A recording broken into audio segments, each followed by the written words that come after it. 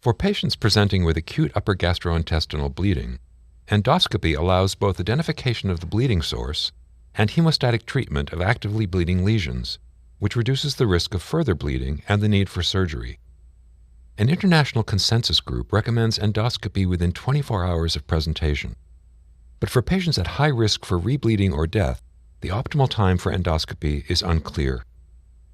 A randomized controlled trial comparing urgent endoscopy with early endoscopy in patients with acute upper gastrointestinal bleeding who were predicted to be at high risk for further bleeding or death.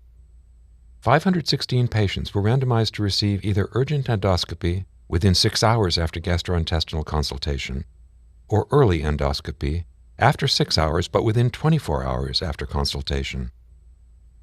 The primary endpoint was death from all causes within 30 days. There was no difference in all-cause mortality at 30 days between the urgent endoscopy group and the early endoscopy group. There was also no difference between the two groups with respect to further bleeding within 30 days or duration of hospitalization. 155 patients in the urgent endoscopy group required endoscopic hemostatic treatment during the first endoscopy, as compared with 125 patients in the early endoscopy group.